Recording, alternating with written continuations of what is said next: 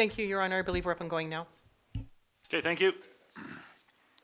Adoption of the minutes, 6.1 regular council meeting, January 13, 2026. We've had a chance to review them. Anybody see any errors or omissions? Seeing none, can I get a motion that we accept the minutes as presented? I'll make that motion. Any questions? Seeing none, all those in favor? So carried. Staff reports.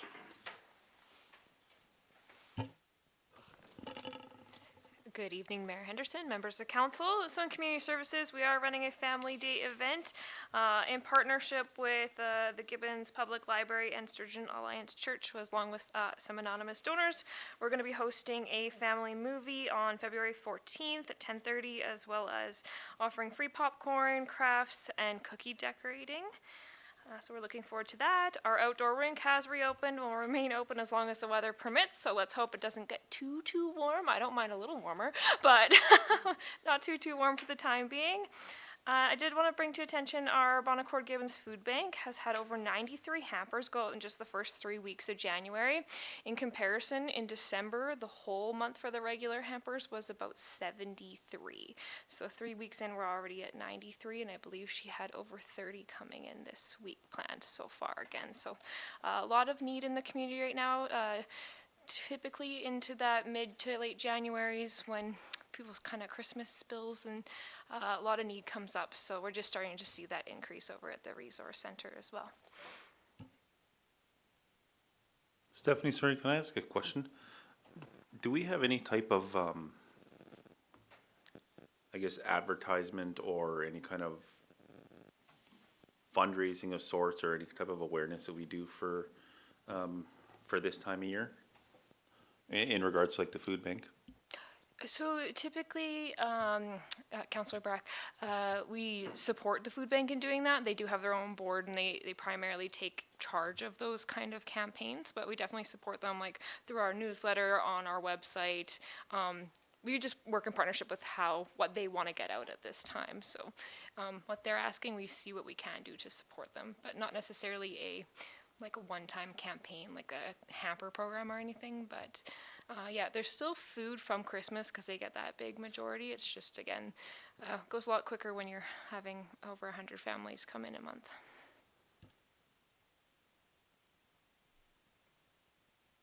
Hi. Is there a list of like what they're needing, or is there any? I know you said there's still stuff from Christmas, but I'm just wondering if there's a list available of items they're needing right now with the increased amount. Yes, Councillor St. Germain. Actually, our newsletter for the upcoming month came out today, and they did put a post in there of what they're looking for. And it's a long newsletter, so I'm just trying to see if I can pop it up right now. So right now, our wish list is shampoo, bar soap, body wash, size 4 diapers, fruit cups, pudding cups, cake mix, tea bags, and they're always looking for reusable shopping bags. So we do try to get them to put those in our newsletter monthly as well. Thank you. Thank you. Corporate services. Thank you, Mr. Mayor, members of council. Don't really have to go too much in depth on this because it's kind of been the highlight of every council meeting for the last while. So at a high level, we've been working quite heavily on our full fiscal review and analysis. So that included a financial statement review and budget review, building out the cash flow analysis and forecasting for 2026, kicking off the process for the 2026 budget, which is going to take a bit of a different approach this year with everything that's going on, obviously. And we've started our prep for the year-end audit, but there will be further items on that into the meeting here. Okay, thank you. Public Works. Mayor Henderson, members of council. Public Works, snow removal. So what we're doing now is we're going back to some of these iced up areas and trying to scrape that down. We put a lot of salt on them, sand. The weather's now good for that to melt in, so we're clearing that. And working on our sidewalks, same thing. We're putting ice melt down and scraping them down, trying to get the bare pavement so they're safe to walk on. And then water meters are ongoing. To date, we have 370 done out of 1,055. No, we have 370 left out of 155 meters to install. Some of the issues is we leave door tags. People are away. We don't do the trailer court. I think we only have 1 or 2 left in there in the winter because we gotta crawl under the trailers to change the meter, and they have to be heated. And then some people just don't want you in your house to change the meter, so eventually we have to put a threatening letter out and say we're shutting your water off, and then they let us change the meter out. It takes 15 to 20 minutes to change a meter. We're done, in and out, that quick. So that's ongoing. Other than that, it's just keeping the equipment maintained and praying that it changes to warm weather and no more snow.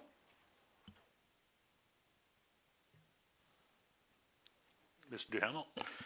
Through Mr. Mayor, if I may, I just wanted to state that we understand that this year's snow clearing was incredibly challenging. We have sent out press releases in relationship to the challenges that we've had, but I also want to mention, I have actually met with the Public Works team and I've discussed things with Eric, and we recognize that we can do better.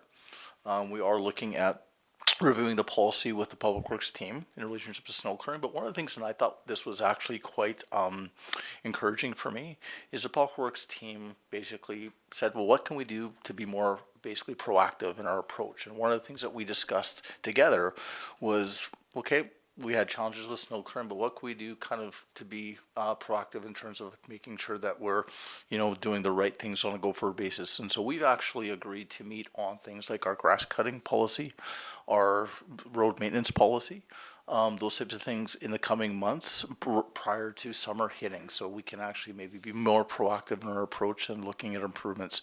And again, I can't stress enough, I think we have a strong team, a good team. We recognize that there are improvements that are required. We recognize that there have been a lot of complaints, and some of them warranted, and some of them, maybe a little bit unwarranted in terms of their approach. But again, I can't stress enough, I think this is a good team, and I think we have, again, a really good opportunity to improve, but at the same time, recognizing that the conditions were very, very challenging.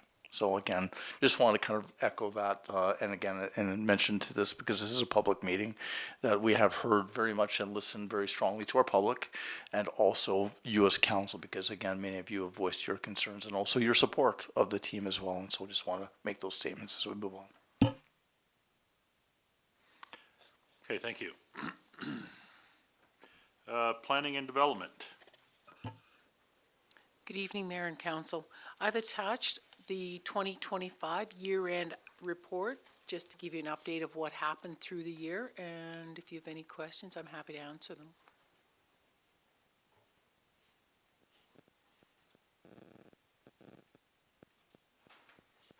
Any questions?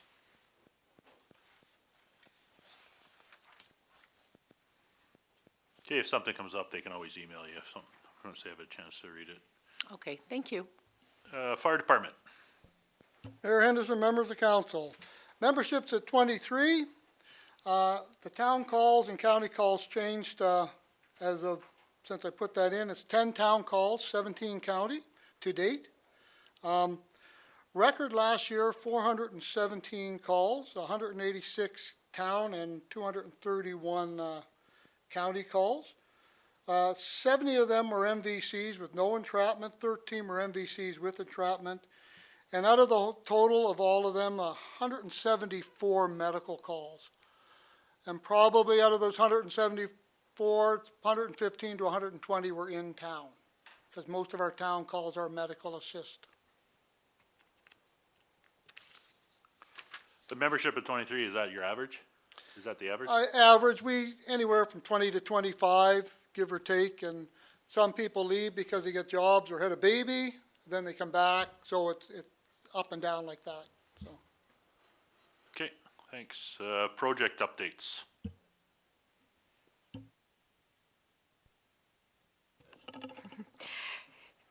Mayor Henderson, members of council, Memorial Park, the washroom facility was delivered and is on site. So they're finishing up some inspections. They're not gonna hook the water up till it's a little bit warmer, and then we're just waiting for some final invoices and reporting, and we will be completing that project in the near future, so that's exciting. And it's not yet open to the public because we're not connecting it, so it will be blocked off for a little while longer until we get those final inspections, reports, and everything completed.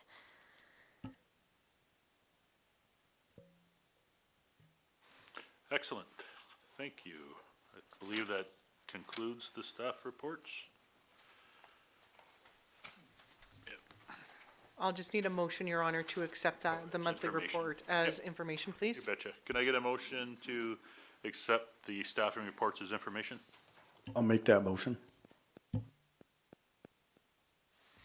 Any further questions? Seeing none, all those in favor?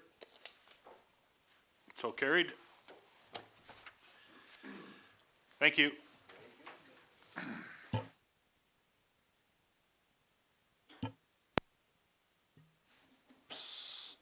Number 7, finance, 7.1, accounts paid as of January 21st, 2026.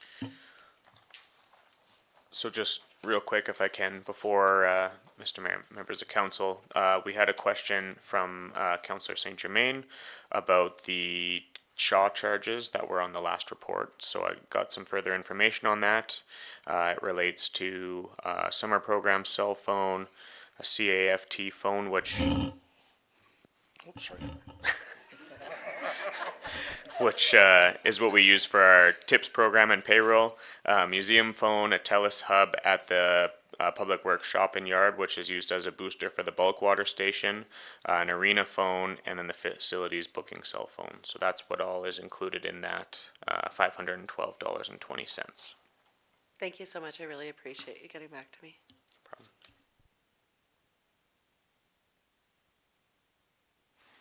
Okay, 7.1, accounts paid as of January 21st, 26. Doesn't seem all that big, I don't know.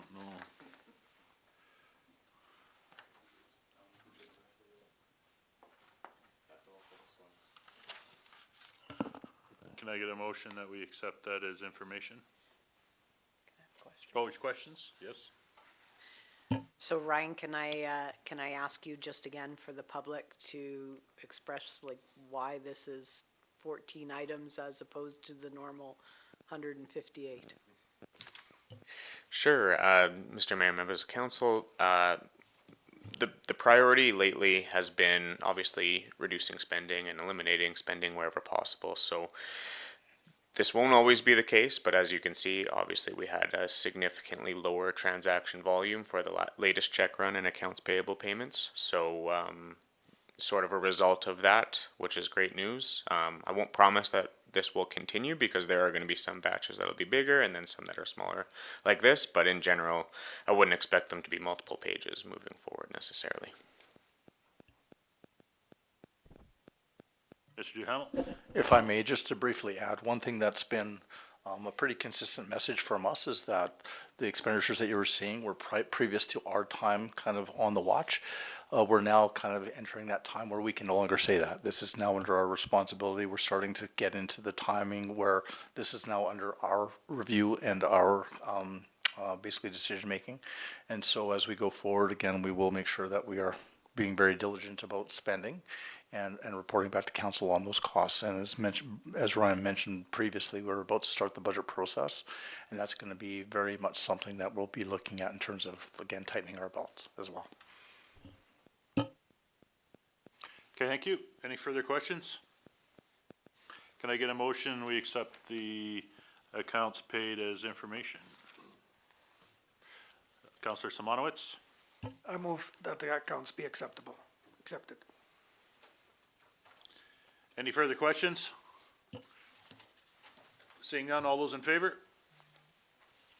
So carried. 7.2, Community Services Grant. Mayor Henderson, members of council, the purpose of this report is to provide council with information and options regarding the Community Services Grant Program for the 2026 budget year, and to seek council's direction on how administration should proceed considering the town's current financial position. The grant policy is attached for reference. The Town of Gibbons Community Services Grant Program provides one-time financial assistance to eligible non-for-profit groups, organizations, and individuals that deliver programs, services, or events that benefit the town's residents. Historically, council has allocated $5,000 annually to this program through a council-approved operating budget line item under the council expenses portion of the budget. The Community Services Grant Policy establishes 2 annual intake deadlines, typically in February and June, and administration is responsible for reviewing those applications and presenting those recommendations to council. In light of the town's difficult financial position at this time, an administration is reviewing discretionary programs and expenditures, including grant funding, to ensure fiscal responsibility. The recommendation for action is that council temporarily suspend the Community Services Grant Program for the 2026 budget year due to the current financial state of the town. Do you have any questions? Council Morrison? Can you explain who normally is receiving of those grants? Like, give me a sort of a qualitative understanding a little bit better. We get a good mix, but sometimes the school parent associations have applied for them and received them for programs that they're running, say like the breakfast program or those types. Kids Sport, who's supporting our local kids and getting access to our rec programs in the area, things like that. We've had preschools apply for community-based programs that they're going to host in the community, those kind of events and programs. Does that kind of give you a good idea? Sorry, top of my head. Yeah. I just wanted some context. Is it safe to say over the last couple of years that the entire grant has been used up? There hasn't been any remaining? From what I remember, it would be like, if there was remaining, it would be very, very little. We typically do give out all of the funding for this grant, yes.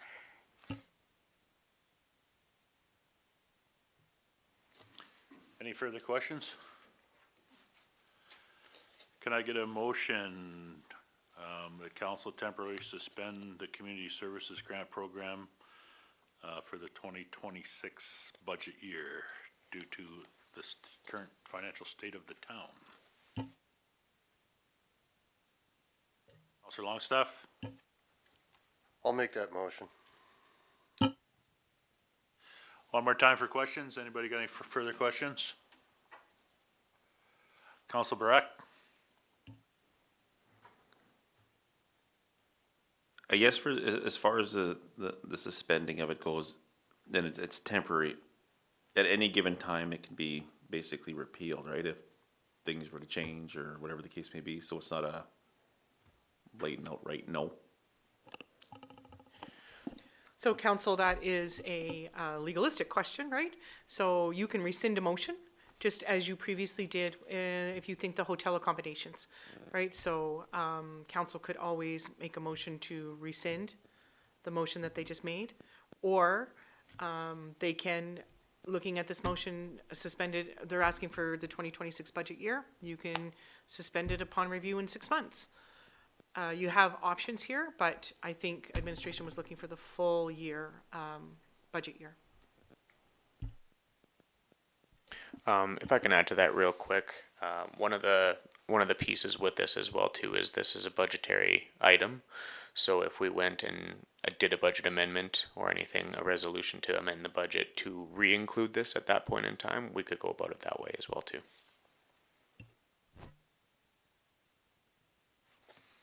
Any further questions? So all those in favor of the temporary suspending of the community services grant? So carried. 7.3, council remuneration. Thank you, Mr. Mayor, members of council. One of the things we had discussed in some of the workshops and some of the budgetary discussions was that there was no COLA that was going to be provided as part of the budget. This is more a report to ensure transparency and clarity that this is indeed the case, especially so with the council remuneration budget.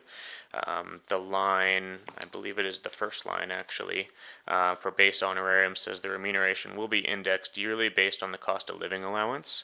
So at this time, we're not recommending a change, we're just confirming and reporting that this is going to be zero at this point in time. One of the things, and again, this is something more for the future, is we'd maybe look at rewording that specific clause to say something along the lines of remuneration will be indexed yearly based on the cost of living allowance approved in the operating budget, or something along those lines, so that it's not just this is going to get indexed, it's something that has to go through the budgetary process. So we potentially will bring that back later, but again, it's a future problem when it comes down to it. Okay, thank you. Can I get a motion that council accepts this report as information? Councillor St. Germain. I'll make that motion. Any further questions? Seeing none, all those in favor? Carried. 7.4, tax penalty reversal. Thank you, Mr. Mayor, members of council. We had I don't want to say a unique situation, a specific situation, because this happens more often than I care to admit, but due to the timing of a sale that occurred in early January, what the normal process is when we go through the sales is a tax certificate is requested by the legal firm that is representing the purchaser. They end up going through and doing everything through the schedule of adjustments. In this case, there was an administrative error that occurred, and the penalty for the property was not disclosed at the time of the tax certificate. So it sort of created a gray area where the new buyer didn't have this adjusted within their schedule of adjustments. So they would then be on the hook for this balance. So being that it's an administrative error, I wanted to recommend that we reverse the penalty. Now, penalties are levied by bylaw, so council has to make them, or council has to approve the reversal. It can't be done administratively, so that's why it's coming to your table. Again, this is a one-time item specific to an administrative error. If it was a normal, regular penalty reversal with no extenuating circumstances, our recommendation is always to not do the reversal, but because there are extenuating circumstances in this case, our recommendation is to reverse the penalty in the amount of $127.02. Any questions?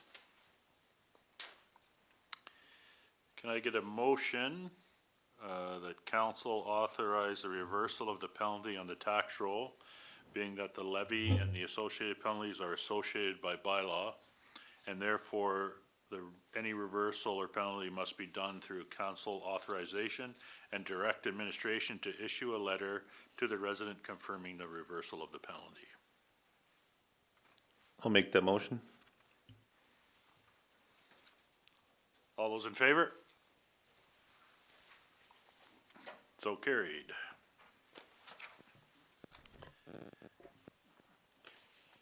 Uh, 7.5, CRA my business account authorization. Thank you, Mr. Mayor, members of council. I promise this is my last one in this order here, so you won't have to hear my voice anymore after this one. Another challenge that we ran into is on the CRA My Business account. They're pretty strict about what we can do for setting up the authorized users. In this case, we've run into an issue where the primary officer is no longer employed by the organization. So we are required, in order to make changes to the primary officer, to get a resolution of council and an approval in the minutes to authorize a new primary user, which can then defer rights from there onto other users. So our recommendation at this point is to authorize Tara Pattison as the primary authorized user, and then we can go forward with setting up the further rights from there.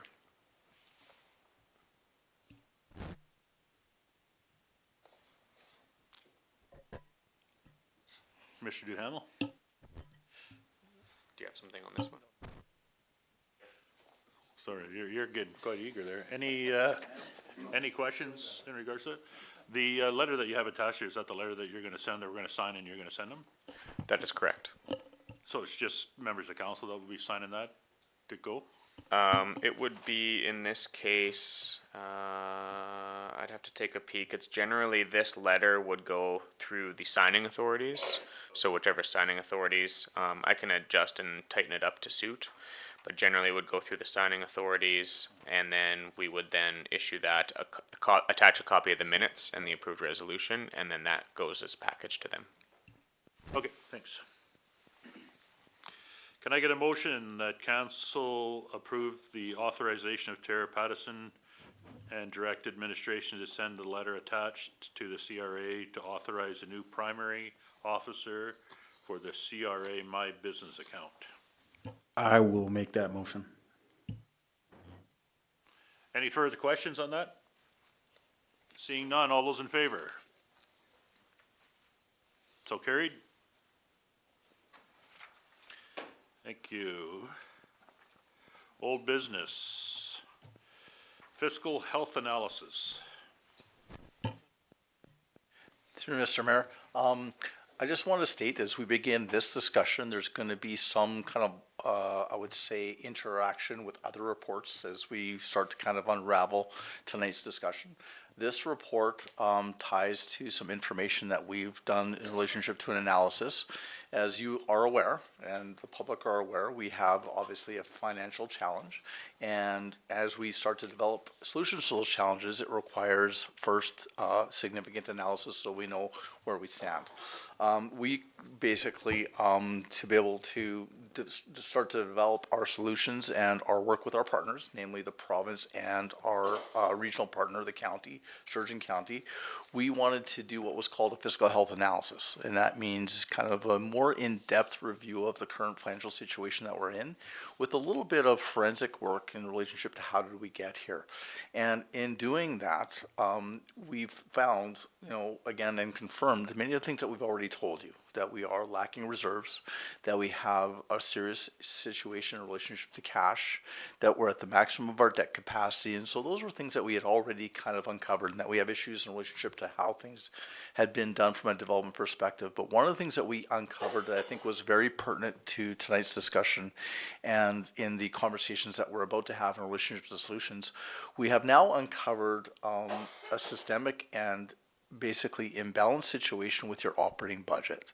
And what we've discovered and what we suspect is that you've had basically a situation with your budget from a balancing perspective for probably a number of years. And so though we have come to a situation where we now have to discuss and we had to disclose to the public and municipal affairs and obviously to yourselves that we had a financial crisis, our analysis basically has uncovered, we believe that we've had a financial crisis for probably a number of years. And that financial crisis and that budget imbalance has resulted in us taking on a significant amount of operating debt. And the reason why we bring this up, and this is actually also in cooperation with our official administrator, we're working very closely with Harold John Trudeau on this as well. What we have discovered is that because we have that operating challenge and that basically fiscal imbalance on the operating budget, that has actually amplified and basically made our situation much more complex than what we even originally thought, even though we thought it was very, very complex. Because we have an operating budget imbalance, which has been caused by what we feel are, I don't want to say erroneous, I'm not quite sure exactly the words to put into, the terminology for tonight's report, but what we feel are basically incorrect revenue items that have been identified that are either receivable and or kind of, for lack of a better way of putting it, plugs like land sales and local improvement revenues and things like that, which are improper for typical budget revenues. We have essentially approximately about a $2 million budgetary differential in terms of what our operating budget should be versus what we have. And to be, again, we're being very, very transparent with the public, and that's the reason why we wanted to present this report. Our analysis would say that to get us to basically a break-even situation, we would require approximately a 50% plus tax dollar increase for the residents, and we recognize that that's not a possibility. So this has, again, made our job a little bit more complex than what we originally thought. And again, you will find some reports that will come after. We're working very hard on developing a number of strategies and financial solutions that we believe that will bear fruit and will support the situation. But we also want to make sure that council's aware that our analysis now shows that by the end of February, we will be in a situation of practical insolvency. And won't be able to make our financial obligations. Now, we've talked about that before. In this report also is the fact that we have gone forward with, again, we had basically a debt increase that was approved by the province. We have had discussions with financial institutions, and financial institutions essentially said that they are no longer willing to provide the town with any additional debt.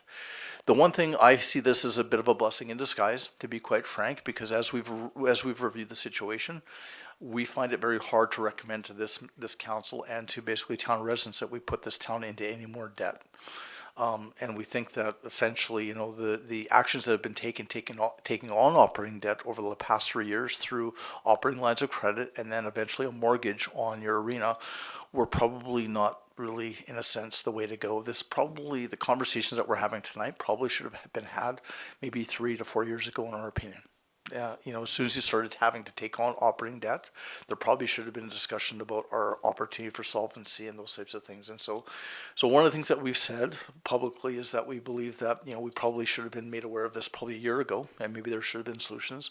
It is now our opinion that this likely should have been brought up to council maybe 3 or 4 years ago.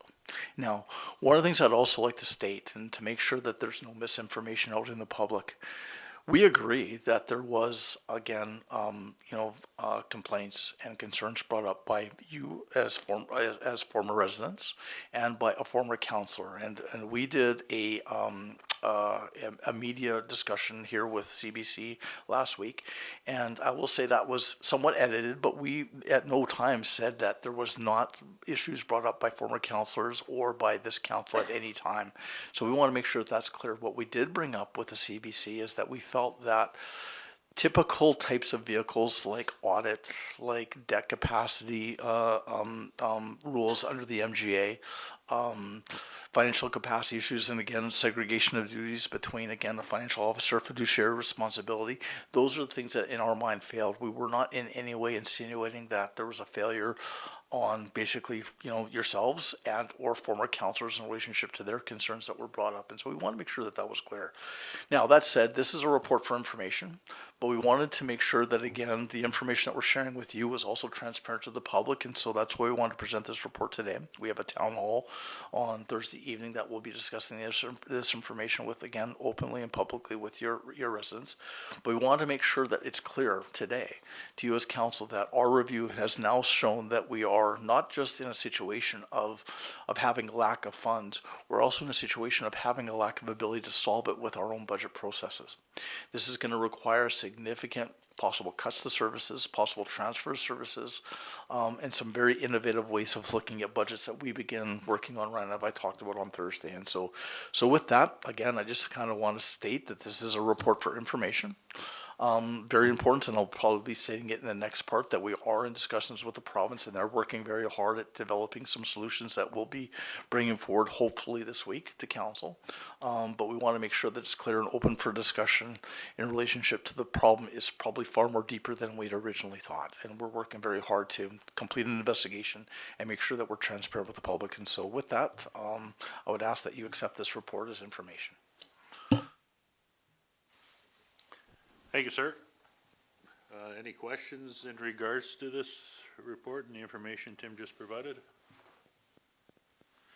Alrighty, seeing none, can I get a motion that council receive this fiscal health status report and the attached financial health analysis as information, and direct administration to bring forward a subsequent request for decision outlining recommended actions and required correspondence related to the town's fiscal sustainability? I'll make that. Councillor St. Germain? I'll make that motion. Once again, any further questions? Seeing none, all those in favor? So carried. 9.2, financial strategies. Through Mr. Mayor, that first report now ties into the work that we've been conducting over the last couple of months in relationship to developing mitigating strategies that can support the town getting back to a good fiscal situation, both from an operating perspective, capital perspective, debt perspective, and reserve perspective. We have identified 10 key actions and strategies that we think could bear fruit. And I'd like to just mention them. We're providing the report again because we want this to be transparent to the public. We're looking at potential negotiations related to regionalization of fire. We're looking at the potential transition of family and community support services and the costs associated with those services. We're looking at completing a complete priority-based budget review of your budget and basically looking at cutting costs and looking for efficiencies and looking for priorities where we can to again, cut back the budget in any way that we can to, again, get us on side. We're looking at organizational realignment and staffing adjustments, and this includes a layoff plan, and I will say publicly that we have begun the first phase of layoffs with staff. We laid off 5 people this week. Again, those were necessary, and again, I can't state a whole lot in a relationship because again of transparency concerns relationship to labor, but we do want the public to be aware that we are in a state of having to make cutbacks and very serious cutbacks, and so we as a administrative team looked at basically the areas that we felt could be cut back in a way that would be have the least impact on services, but at the same time have a meaningful financial impact that would be positive for the town and get us on side in terms of our spending. We're looking at capital deferral and accelerated debt reduction. So we're looking at what projects and what capital can we not basically complete over the next number of years, which, to be quite honest, is not a good thing to do. But we're in a situation of not having a lot of funds from a capital perspective, and so we have to make cuts here.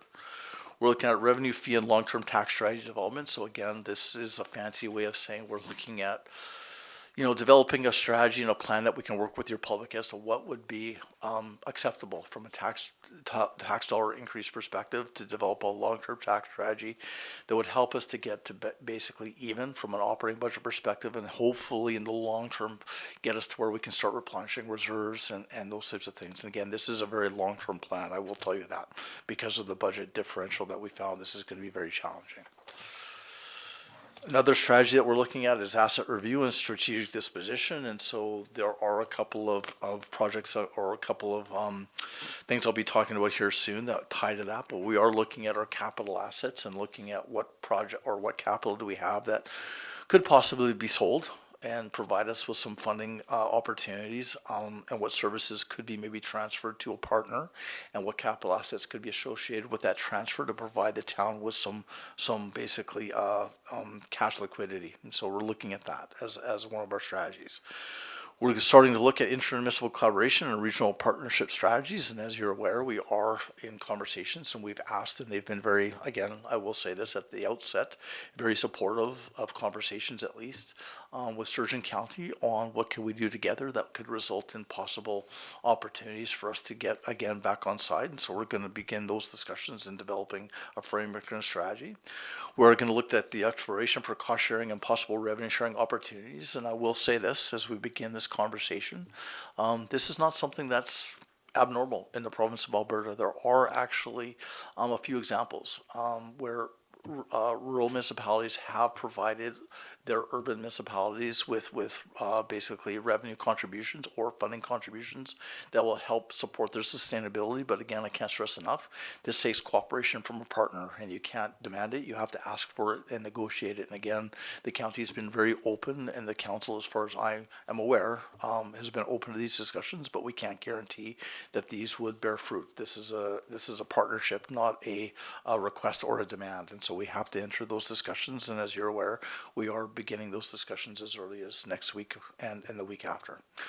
And finally, we are looking at provincial infrastructure advocacy, and so we do have capital projects that we have completed already, where our opinion is that operating funds were used possibly improperly for the funding of capital projects, and so we're looking at strategies where we could use future capital grants to replenish basically the operating funds that were expended on capital projects from the past.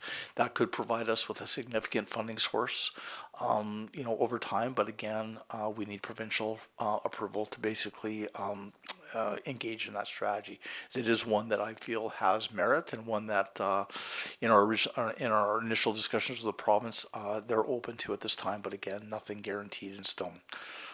So the key considerations with the strategies that we're discussing, because again, we don't have time.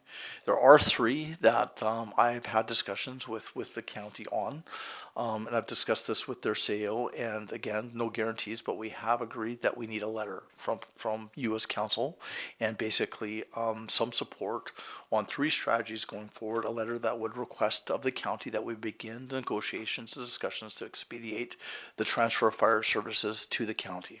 That would include basically all operating costs related to basically our current fire department, and the possible sale of the capital assets that are associated with fire. So there's an opportunity for us to save about $400,000 in operating cost, and possibly have a significant cash infusion with the sale of things like our fire hall and our current capital assets and things like that. Of course, we have to look at those assets and determine what the value of is all those assets. We have to be reasonable in that negotiation, but it is one that we think is one that we'd like to expedite and look at in short order. We're also looking at and requesting for support, and the letter would go to the county in relationship to transferring over our family and community support services. Now, again, we have a pretty incredible service here. We have a beautiful facility. It provides a lot of value, but I would state that provides value to the region, not just Gibbons residents. And I think that's a very key consideration that has not really been, in my opinion, looked at very strongly in the past. Because of our current financial situation, this is one that we have, kind of began discussions with the county, and it's one, again, no guarantees that they would say yes to it, but one that they'd be open to beginning discussions in relationship to the possible transfer of FCSS, the staffing cost, and even possibly the transfer of the capital assets to the county as well, which would provide us with a cash infusion in the immediate nature. So those are two transfer services that we're requesting and having discussion with council tonight in relationship to transferring the cost of those services to the county, and possibly the transfer of the capital assets as well to the county. The third thing that we would ask for is, again, the beginning and discussions in a letter that would notify the county council that we would like to enter into discussions around our intermunicipal collaboration framework. So our cost share agreements around recreation. Fire wouldn't become something that we would talk about anymore. We have that now with the mutual aid agreement, but it would actually transfer if the fire services are transferred. And also look at the possibilities of a revenue sharing framework that would tie into the industrial heartland. And again, there are cases in Alberta where this has been completed, different because it's not necessarily industrial revenue from a heartland type of situation, but there are case studies where this has been done, where there has been a significant amount of operating funding that has been transferred to a neighboring urban from a rural because of financial sustainability issues. And so I think we have an opportunity here to open up a discussion, but it starts with a letter to, again, to the county, to the county councils. That would be required for us to open up the discussion around those strategies. So again, I have to state that this is a beginning. These things usually, and I'll be frank, usually take sometimes 6 months up to a year for review. Usually we bring in consultants and we have all kinds of studies done before we can complete these types of negotiations. But quite frankly, as you're aware, we don't have that time. So we need to expedite these things. Me and my team do have the capability to do that analysis for you, and we will. If you approve us moving forward with these strategies, we would have to start and begin the detailed analysis. We'd have to begin discussions with the county. We'd have to begin negotiation, and we would basically begin looking at separate approvals and, again, the transfer of those assets and the services to them. And so today, again, there's no immediate financial implications of tonight's report. It's a report for information, but we do require the possibility of a few motions. And those motions would be essentially that council accept the strategy report. Again, we are going to be looking at all 10 strategies. But tonight, we are going to be looking at 3 of them being moved on fairly quickly. And that would be, again, the fire services and the FCSS. We're looking for your support from, to enter into agreements or enter into negotiations with the county and to initiate cost and revenue sharing negotiations and discussions with the county as well. So with that, I know that was a mouthful and a lot of information to take in. I tried to move quickly through that one. I'd like to answer any questions. Any questions? Councillor Longstaff? So for the negotiations for the transfer fire services and FCSS, would we have either all or a representative from council involved in that as well? Through Mr. Mayor, council would always be basically the one who would make the final decision, and so council would always be involved in the complete negotiation. Now, there are going to be times, no doubt, and I've done these before, where administrations get together and have discussions around cost of assets, around, proof of cost of staffing, proof of cost of the services and those types of things. And so those discussions would happen with the administration, but at no time would the actual decisions and the negotiations and the transfer be done without council being involved at all stages of the negotiation and the final decision. Thank you. Any further questions? Alrighty, can we get, I'm gonna do this in three separate motions. Yeah, okay. Yeah, acceptance of the report, that council accepts the Town of Gibbons financial sustainability strategies for council consideration 2026 as information. Can I get Councillor Curry? Yeah, I'll make that motion. We accept as information. Any further questions? Seeing none, all those in favor? So carried. Number 2, direction to initiate service transfer discussion. The council direct administration to draft a letter to Sturgeon County requesting that a discussion and negotiation begin immediately regarding the potential transfer of fire services and family and community service support services, with a draft letter to be returned to council for review and consideration at a subsequent meeting.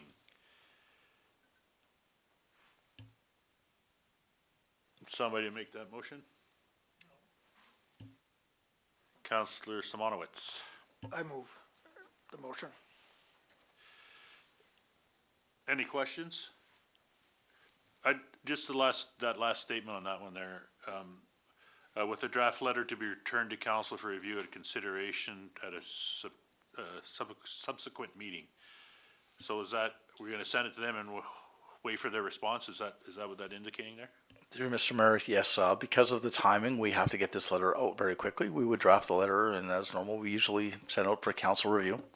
But this would be basically authorizing us to draft the letter and send it. Okay. Any, Councillor Longstaff? Not really a question, just more of a statement. It's kind of sad that some of these decisions that we are forced to make through no fault of anything that we've done, and as much as I don't like the idea, unfortunately, for the benefit of the town, I'm going to have to go in favor of it. I would, your statement, not being happy with it, I would agree that unfortunately our hands are forced at this time. We heard the date February, the end of February, and that would be it, right? So we gotta do what we have to do in order to make this happen. Hopefully, the presence in the town is not lost, should a transfer happen, which I don't think it will be that way, but that's all part of the negotiation, so. Any further questions? Your Honor, Councillor Curry? sorry, after council's done. Sorry. Yeah, I just want to echo that sentiment by Darren. Just concern about like the youth center, and I've done things with them. I've gotten to know Jan very well, some of the kids there I've gotten to know, and this is very tough. My concern is, well, as you can imagine, just losing service there, and Jean, just things like that. That's my concern. But as you said, I guess we have no choice at this point but to go forward with the negotiation and hope that in the end nothing is affected as far as the service and the delivery and all that stuff what's provided. Okay, thank you. So just your honor, because that last line in the motion does say that letter would be returned to council for review, you're going to want to amend your motion because Mr. DeHamel is looking to have that letter sent out immediately. So that letter will not be coming back to you for review before it goes out.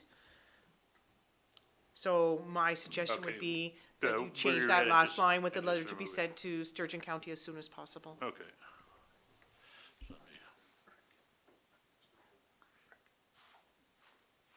Mr. Hamel?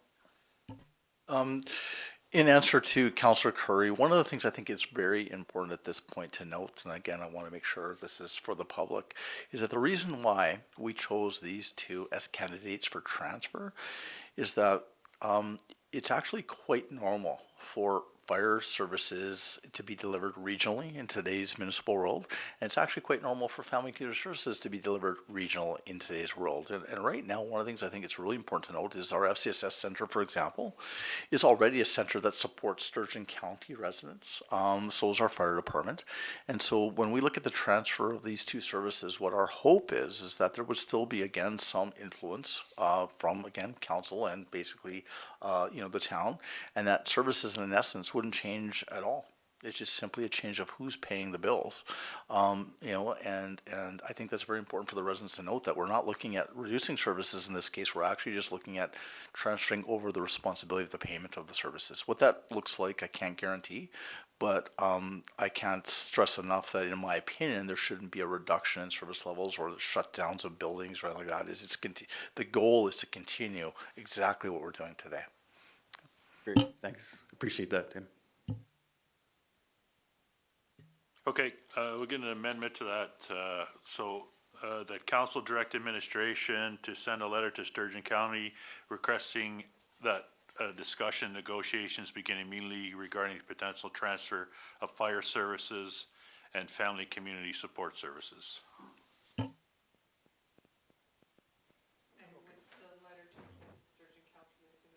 Yeah, okay, yeah, that's sent, and the letter to be sent immediately, or as soon as possible, yeah. And Mr. Simonowitz, updated his motion, is that correct? Yeah, I concur with that. Okay, all those in favor? So carried. And number 3, direction to initiate cost sharing and revenue sharing discussions. That council direct administration to draft a letter to request that Sturgeon County begin preliminary discussions related to the cost sharing and revenue sharing agreements, including shared services, infrastructure use, and regional impacts, with options and information to be reported back to council. Councilor Longstaff, I'll make that motion. any questions? Seeing none, all those in favor? So carried. 9.3, correspondence to municipal affairs. Through Mr. Mayor, this is a report that's intended to support transparency. We presented the fiscal health analysis report to council some time ago. Again, some things, as we mentioned to our public, is that there are going to be things that we're going to have to talk about in closed session and then bring them into open session to make sure that we're transparent. We wanted to make sure that the public were aware of a letter that was, again, recommended by us as administration and then, again, supported by you as council, to go to municipal affairs to basically let them know of the seriousness of our situation, which is basically, by the end of February, we are no longer solvent, basically from a financial perspective, without external support. And so we drafted a letter that asked for basically immediate provincial involvement and financial support. In our report, we identified very clearly that the requirement that we had was approximately $2 million to get us to a point of being solvent to where we could get to tax time. And that would get us through probably the next 4 to 5 months, I believe, and in our opinion would allow us time to develop financial solutions that could get us basically again into a position of a reasonable financial situation. Without that, we are in a situation of having to basically transfer basically the services of the town to either the province or again our partner in Sturgeon County. And so council okayed a letter to go forward to municipal affairs that asked for immediate provincial involvement and financial support. And I will say this, we have had conversations over since this letter went to the province with the province, and they are working on a plan. Now, there's no guarantee in that plan at this time. The conversations have been fluid, but we are hoping to get something in very short order that is basically a response to this letter. And if the response to this letter from the first number one piece in this letter is basically immediate provincial involvement and financial support comes through, then basically the municipal viability review isn't necessarily something that we have to expedite. If we do not get that financial support, the second part of the letter becomes very, very important in that we need basically an expedited viability review. And that would, again, mean discussions around, what are we going to do from a service perspective with our current cost structure, which is basically unsustainable. You've also asked for a provincially directed and funded forensic audit, and so that's in the hands of the province, and again, that's up to them to answer you.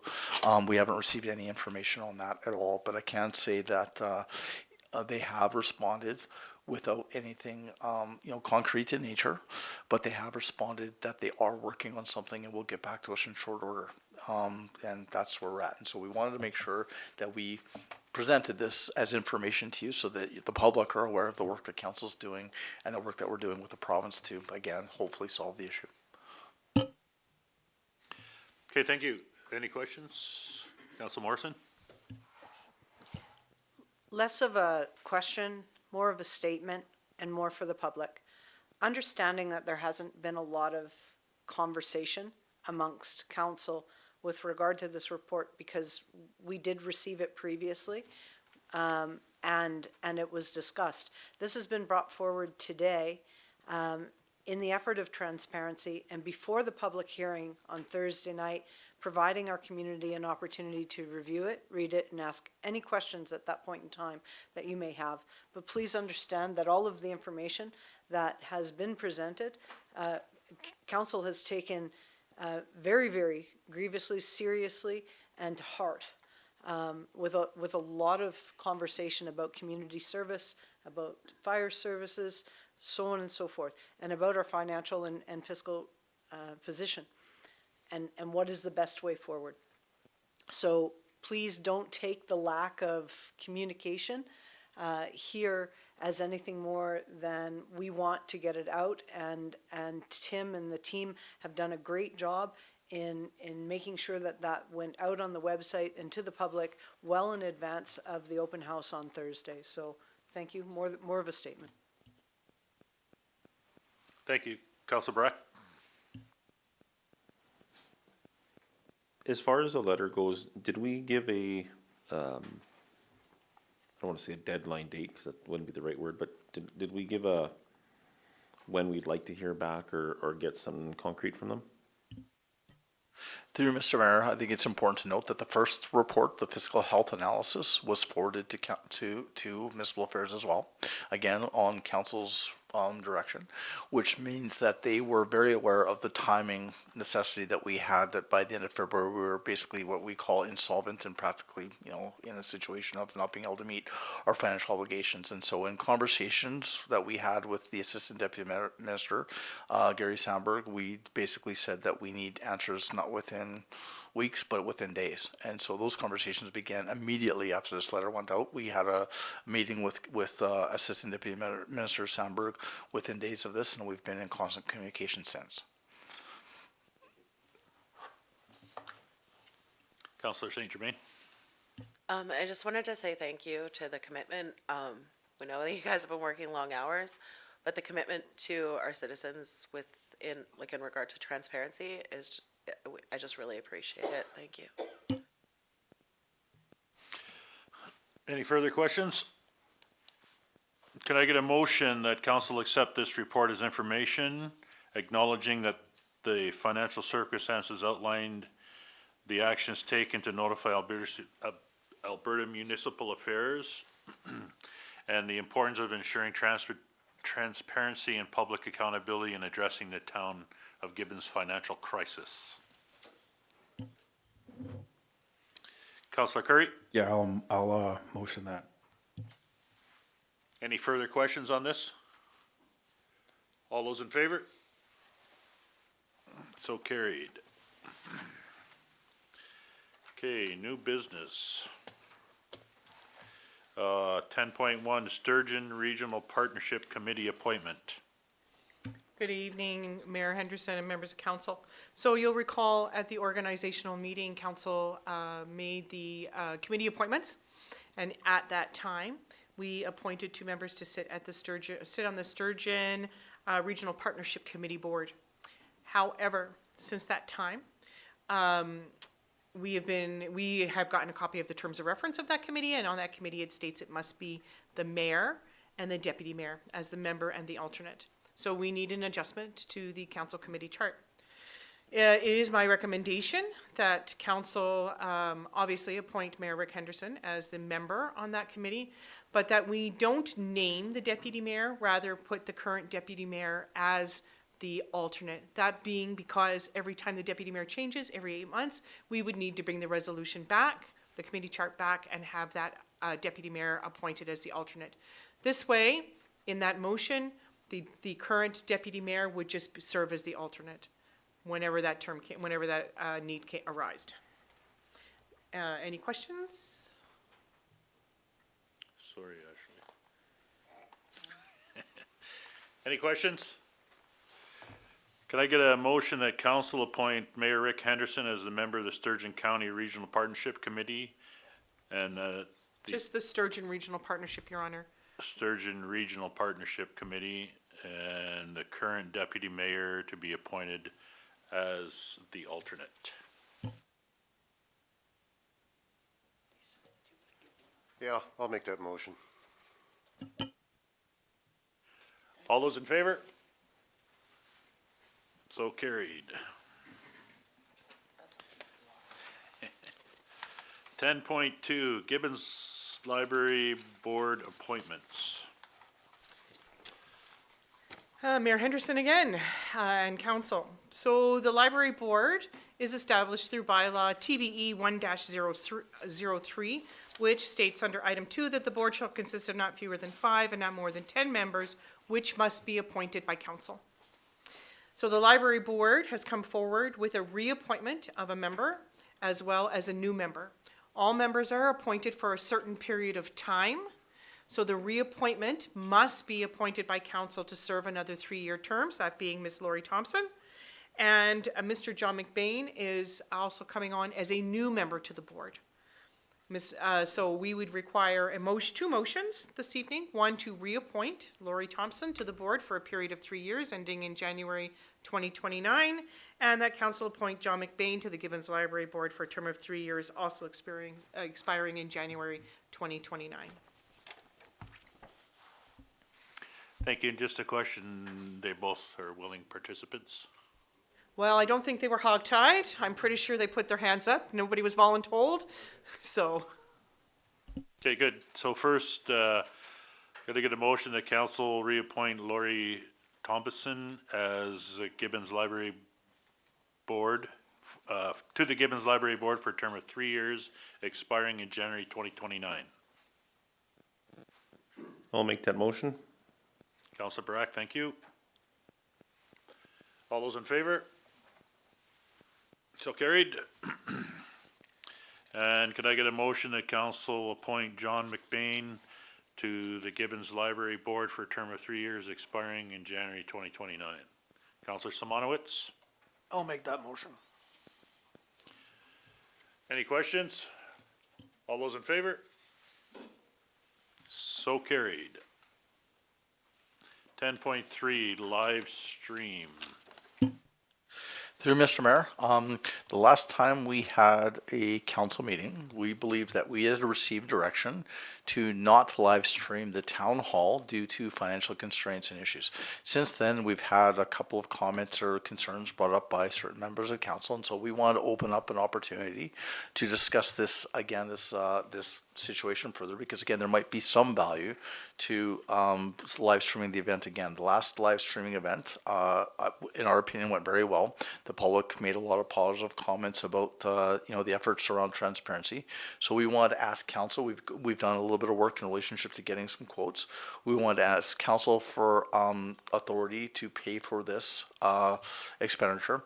And I just want to state that the last town hall, the streaming was paid for by my company. We paid for it, the town didn't. And so I'd rather not pay for live streaming continually if we don't have to, but if asked to, I probably would, probably do it again if requested. But I think it's important that the residents know that the town didn't pay for the last live stream, and we're asking for direction as to whether you'd like us to live stream the next event or not.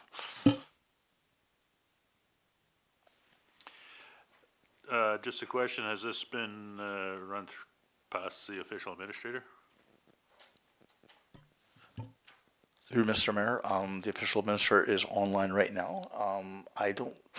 This was completed by Jody. Maybe if Harold could, Chris, would you mind asking him to speak to this? Jody took care of drafting this report for me.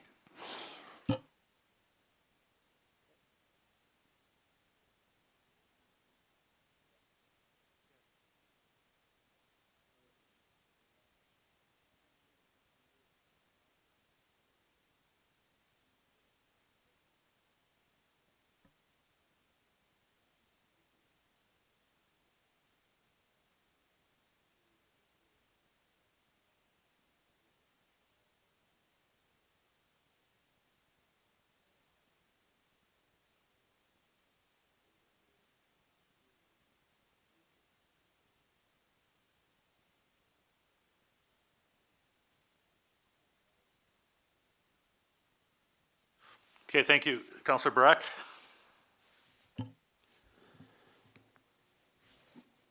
I think it's kind of important that we do the live streaming, and I guess my reasons or my purpose behind it is, we talk about transparency, and we talk about making everything available to our citizens as much as possible.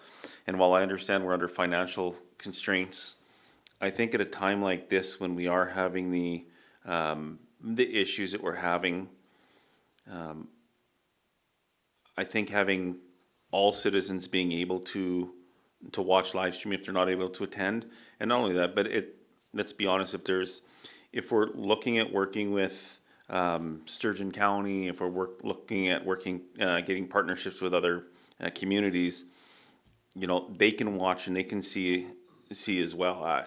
To me, I think that it would be money well spent.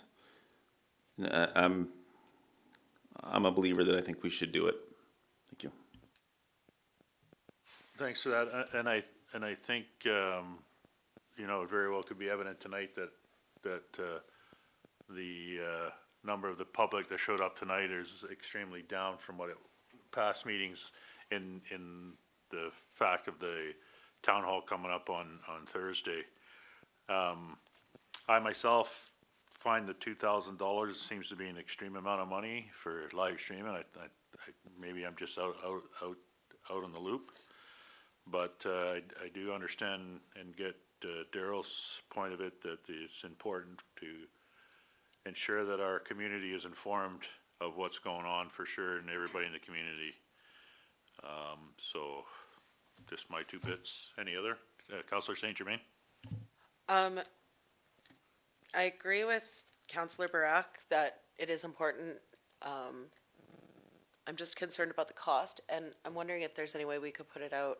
Like, I don't know what the setup is for microphones or anything in the cultural center. Could we put it out for maybe somebody to volunteer to upload it to YouTube, or rather than spend the $2,000? Like, I think both things can be true. Through Mr. Mayor, we could try to do it ourselves with administration. I've got cameras, I've done courses online, those types of things. I'll just say that the quality won't be anywhere near what we had from the last one. I thought it was done very well by them. Is there a way of us recording it, again, with our own cameras, having a laptop in the back? There probably is something we could do, but it certainly wouldn't be of anywhere near the level of quality that we had. We're not professionals at it. So is there a way we could find a way to do it? Possibly, but it would be very, very amateur-ish, to be quite honest. But amateur is cheap. I don't disagree. Counselor Curry? Tim, what was that thing you said about you would pay for it again if you were asked? I'm just kidding. No, I'm kidding. If you'll wear a Bruins jersey to the town hall, I probably would all pay for it. Done. I got a Rick Middleton jersey at home. Done. Deal. No, I agree with everything said, like the cost. Yeah, that concerns me. It's more than I thought it would be. Again, maybe I'm out of touch with that kind of stuff. So it's kind of like, really? But, yeah, I mean, I agree it's important to do. So I'm in favor with at least exploring and to move forward with it. Counselor Longstaff? I agree with both Councillor Burke and Councillor St. Germain.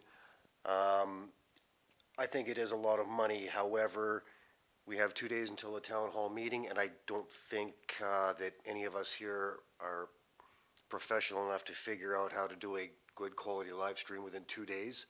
So I think maybe moving forward for the next town hall meeting, maybe we can have us or maybe a resident that has the knowledge base to maybe teach us or to do it for the next one versus this one.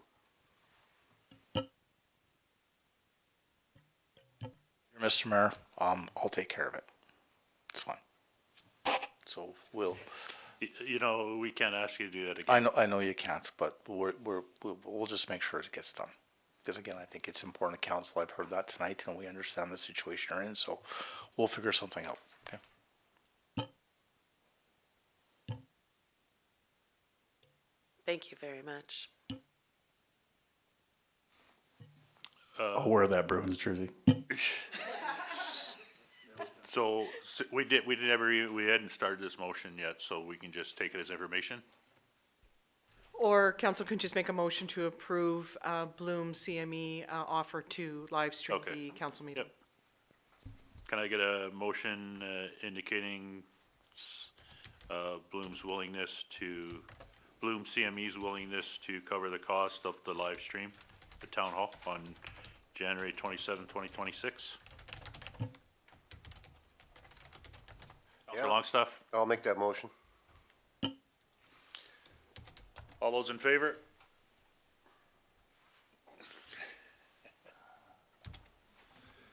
Wait, what? Can we do that again? Yeah, okay. I think we need to do the live stream. I don't think I don't feel right with Bloom picking up the tab for that. I just don't.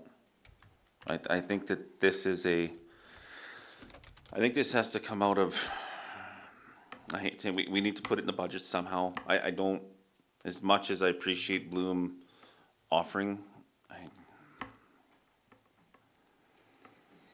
that's it. Councilor Morrison? I'm a firm believer that live streaming important public events is important. Did I just get flagged on the play? You did. We just had a meeting in December.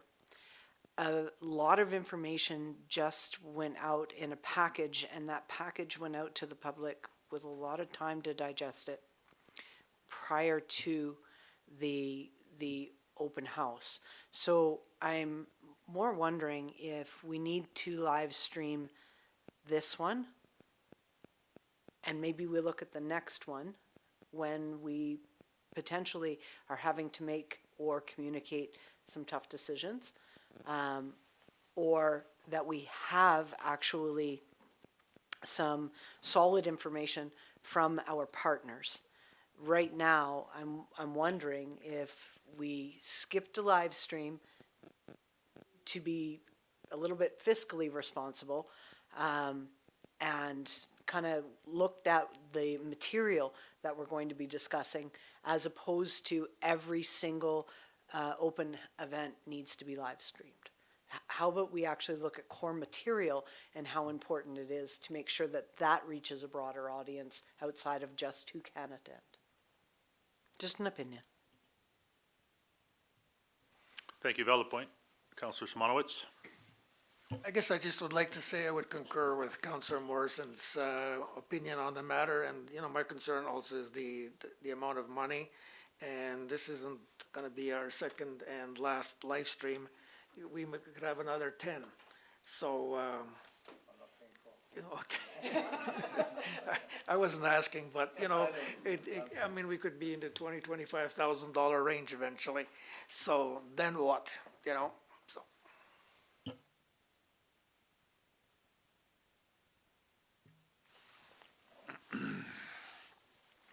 Okay, so the motion on the floor is that council accepts Bloom CME's proposal to cover the live stream event for the town hall meeting on January 27, 2026. All those in favor?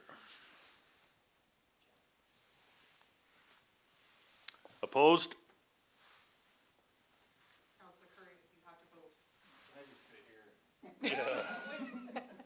Can't sit on the fence, no.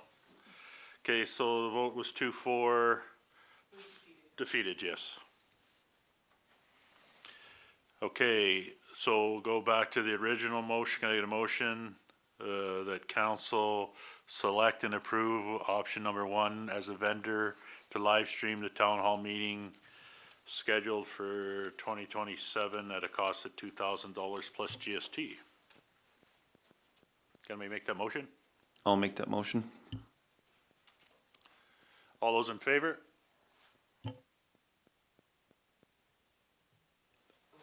The motion to pay the $2,000 for the live stream. All those in favor? All those opposed? 2-4. Against? Defeated. So, could I get a motion that council makes a decision not to live stream the town hall meeting on January 27, 2026? Somebody make that motion? I move as advertised that the town hall meeting on the 27th of January will not be live streamed. 29th, is it? 29th. It says 27 here. This is the 27th. Okay. I'm not doing a town hall forum tonight. No? Okay. How about the one on the 29th?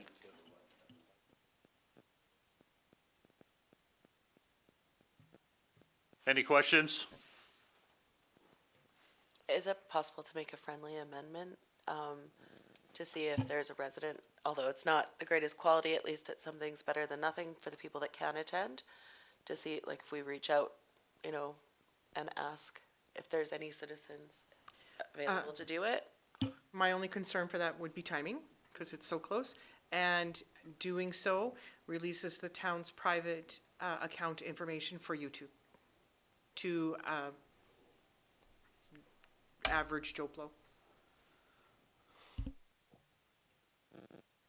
is it possible to, if it's live streamed by somebody else, and then we upload it, is that a possibility? Like, so it's not live streamed, but it's recorded and we upload it. Is that an option? Just depend on how big that file is. I'm expecting that to be quite a large file. So, Okay, do you want to amend it, or do you want to just leave it as is? We'll leave it as is. Thank you. Okay, so all those in favor of that motion, do you need it read back to you? Councillor Morrison moved that council not live stream the town hall meeting scheduled for January 29, 2026 as advertised. Any further questions? All those in favor? All those opposed? Carried at 4-3. Okay. 10.4, police funding model exemption deferral. Thank you, Mr. Mayor, members of council.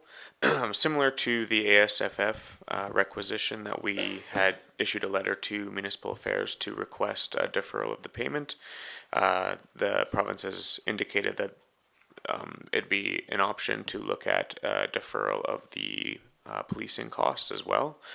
So there's some ambiguity in the regulation as to whether we can request an exemption or just a deferral.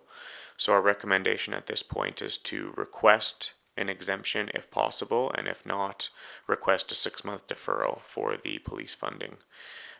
There's not a current actual amount that they've identified because we're in the refunding portion or the remodeling portion, so they haven't finalized the number. But it has gone up significantly. So I believe before the number was around 167,000. I believe it's gone up to in the range of 240,000. So our goal with this letter would be ideally to get an exemption, but more practically, if the exemption is not available, to request a deferral until at least 6 months, which would bring us into Q3 at that point. Do we have any questions? Could I get a motion that council authorize the mayor to sign a letter to the Minister of Municipal Affairs requesting the province of Alberta, Alberta's consideration of an exemption of the town's 2026 police funding contribution with a 6-month deferral presented as an alternative, and requesting the Minister of Municipal Affairs support and advocacy and in advancing the town's request to the Minister of Public Safety and Emergency Services. Councilor Curry, I'll motion that. All of it. any further questions? All those in favor? So carried. A 10.5 AB grant, Alberta Municipal Affairs Grant, Community Partnership Grant, sorry. Through you, Mr. Mayor, as you're aware, we sent the letter to Municipal Affairs as discussed earlier in tonight's council meeting. And one of the options that was brought back to us by the province, and again, a very welcome opportunity that the province has brought up, is the opportunity to apply for what's called an ACP grant. They have told us that they would help support the application, help support us basically going through the process to get this grant. And this grant could be basically expedited to allow us to get $500,000 to help develop your financial recovery plan. And so, I think this really, again, kind of echoes that, as we mentioned before, the province is working on mitigating strategies. And this is one that they asked us to come forward to you as council to get basically a motion to allow us to begin the application process to get this grant. And so, I will say this, we're very confident that this grant would be basically expedited and would become part of reality. But again, there's no guarantees of that. So we are asking for your support to basically begin the application process for this grant. And I hate to say this, but there might be a possibility that was texted to me. This could possibly fall under the stream and could maybe help fund live streaming. Okay, thank you. Any questions? Can I get a motion that council authorize administration to apply for the Alberta Community Partnership Grant for up to $500,000 for the development of a financial recovery plan, including additional audit costs that may be required to support the plan? I'll make that motion. Any further questions? Councillor Saint Germain? So that wouldn't cover the one coming up, right? Would we need to change that motion? Through Mr. Mayor, because again, this is a very unique situation. We're moving very quickly. We would absolutely take a look at the criteria and get back to council as early as tomorrow morning to say, yes, we believe this would cover off those costs or not. My opinion, because again, I think that public engagement is part of the plan. It might very well fit under the criteria under this grant, but I can't guarantee that. We'd have to do some homework in the morning. Is that good? Thank you. So would we change our motion or could we, what do we, sorry.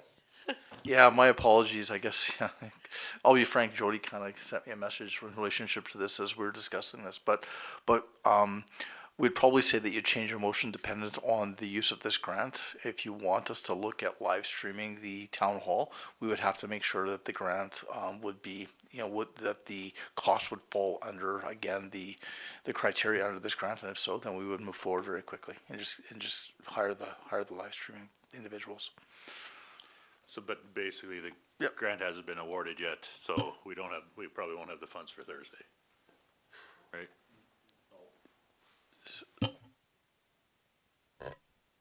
So, correct, we wouldn't necessarily have the funding received. We do have the ability to pay for it at this time, but we would allocate the funds out of the grant proceeds for that. One of the things that might be very important for council to note is we did ask, but we haven't got confirmation yet, that retroactive costs related to the basically the recovery plan, including our costs, could be allocated to this grant, meaning that there would be an opportunity to use retroactive costs for this grant. Mr. Mayor, I would like to make. Sure, yes, go ahead.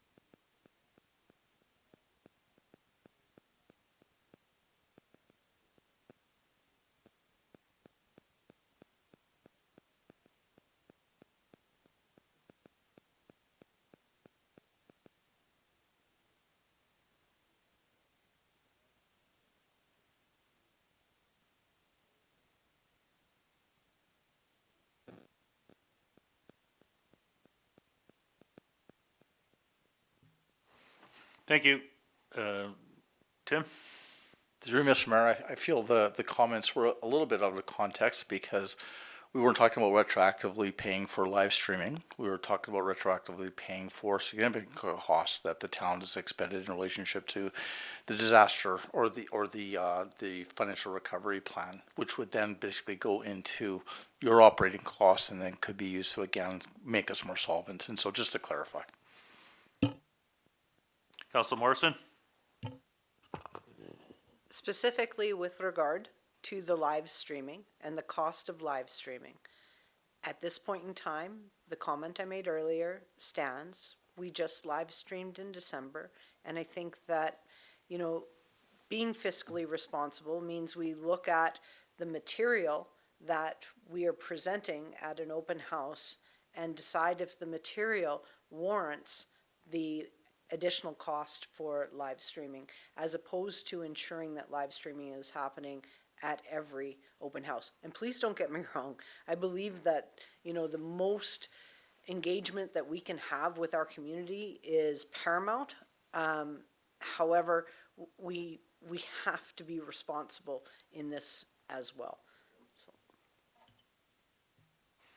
And just a further comment.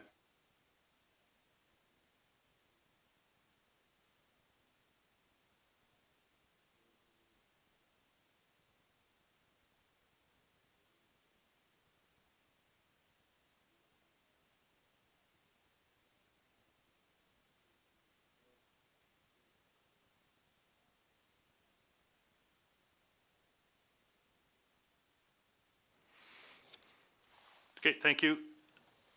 Any further questions? All those in favor? We have the motions on the floor. Sorry, can you, Oh, you need to read back to you? Okay. Councillor Curry moved that council authorize administration to apply for the Alberta Community Partnership Grant for up to $500,000 for the development of a financial recovery plan, including additional audit costs as may be required to support the plan. Any further questions? All those in favor?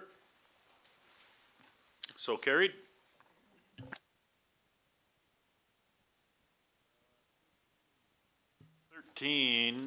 Section 13, committee reports.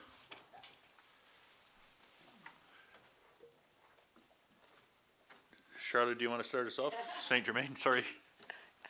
thank you. I attended Community Futures Board meeting on January 21st. Of note, there is Lemonade Day coming up this summer. It is June 13th. They're looking for volunteers. January 21st, I also had another board I joined with, which is the Community Futures Investment Review Committee. And then January 22nd, I had the Homeland Housing Board meeting. Thank you. Thank you. Councillor Longstaff. The 19th of January, I had another virtual meeting with the CEO of FireSafe, who heads the Sturgeon Regional Emergency Management Advisory Committee. Again, we discussed about him coming out to do a presentation in open session to council, now either for late March or more likely in April, once our official administrator is back to be able to attend that.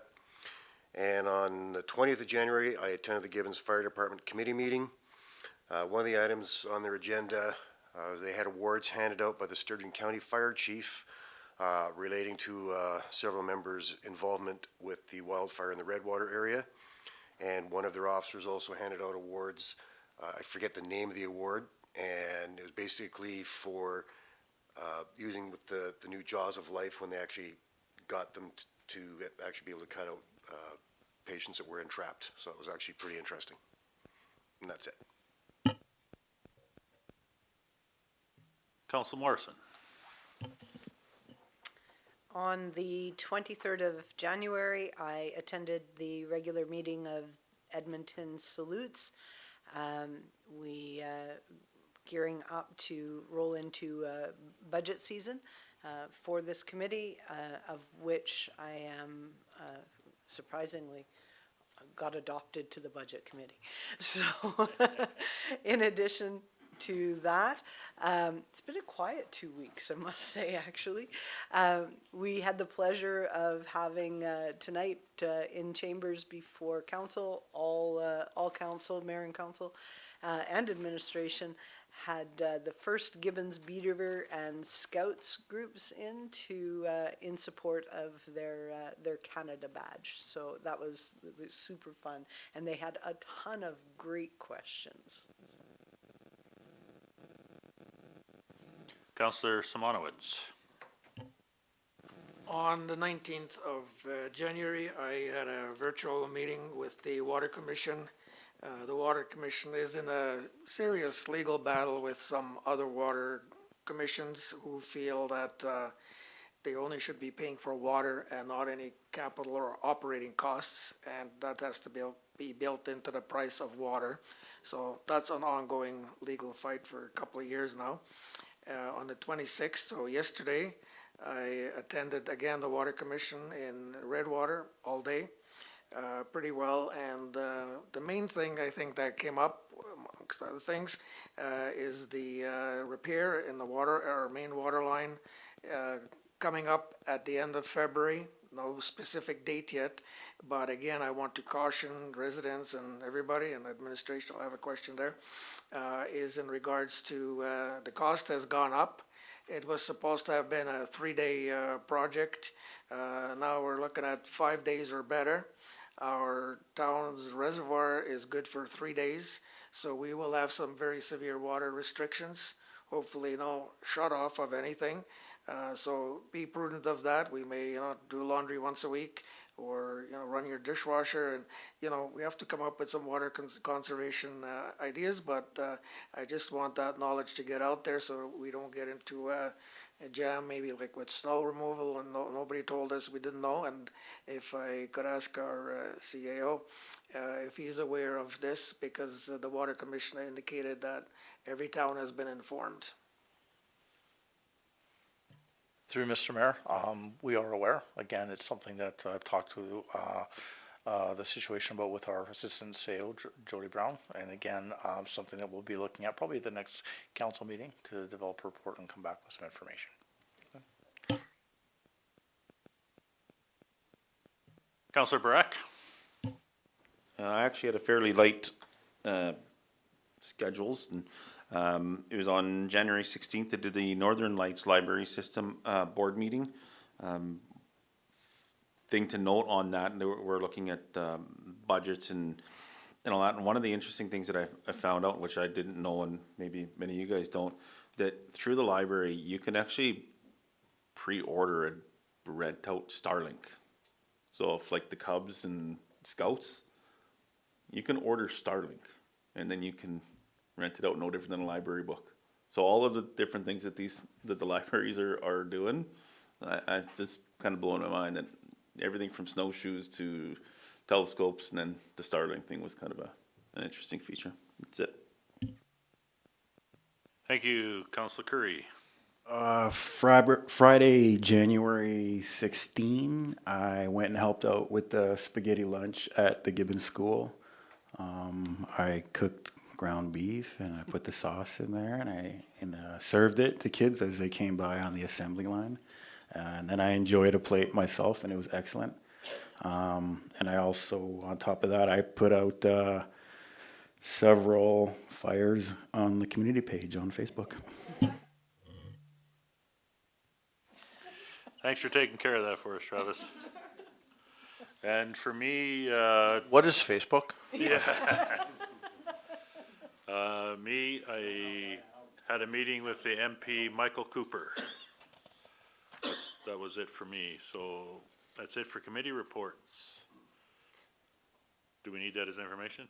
I need a motion to accept that as committee reports given as information. I'll make that motion. Councillor Curry, thank you. All those in favor?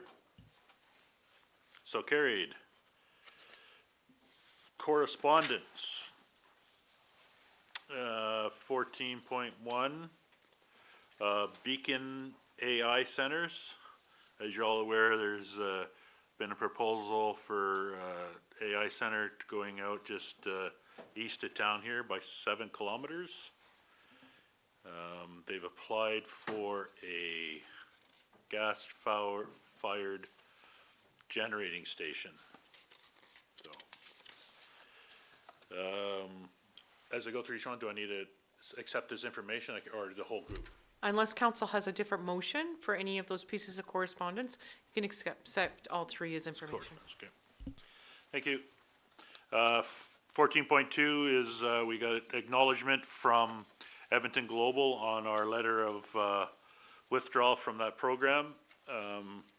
Unfortunately, it takes 2 years to get out of the program, and we have to continue our shareholder fee for that length of time until such time as we fulfilled the 2 years to get out of them. And the third one is Alberta Utilities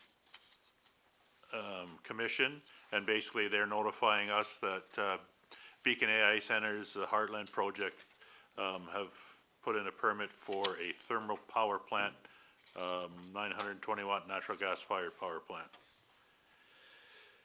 So can I get a motion that we accept that correspondence as information? Council Brack?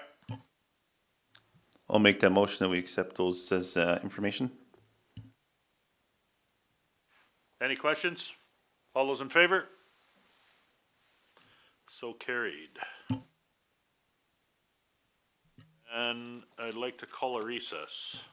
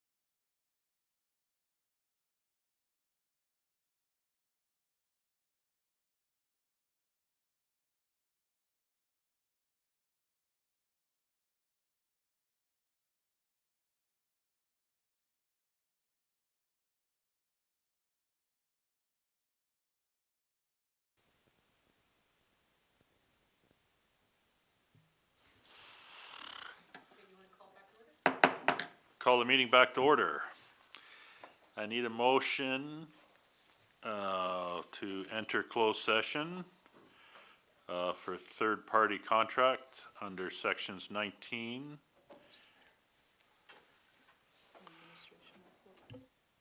Dear Mr. Mayor, my apologies. I would like to add one addition to closed session, which would be update on provincial discussions related to our financial situation. Okay, thank you. So, under those two things, under the Access to Information Act, Section 16, Section 28 and 29. Excuse me, council, yeah, you'll need to approve adding that to the agenda. Can I get a motion that we approve adding 16.2, update from the provincial government? I'll make that motion. All those in favor? So carried.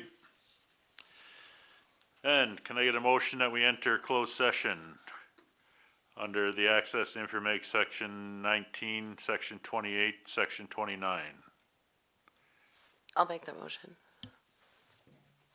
All those in favor?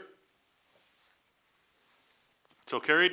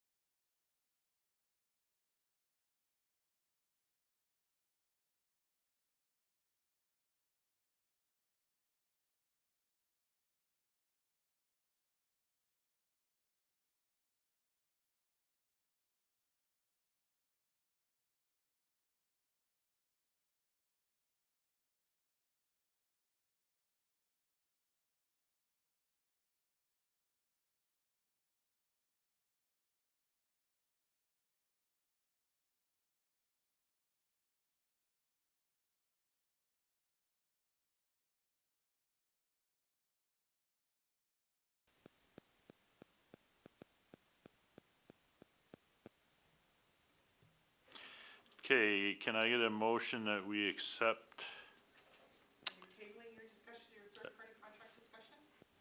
Yes, that is correct. We're tabling the third-party contract discussion.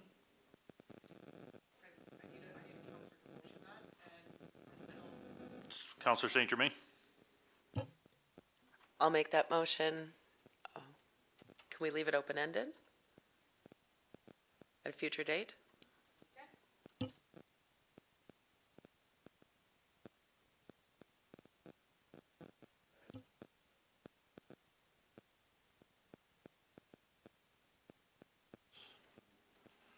And can I get a motion that the update from the government is accepted as information?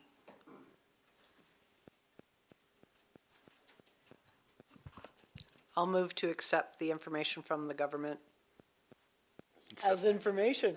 Accept the government, update from the government as information. Any questions?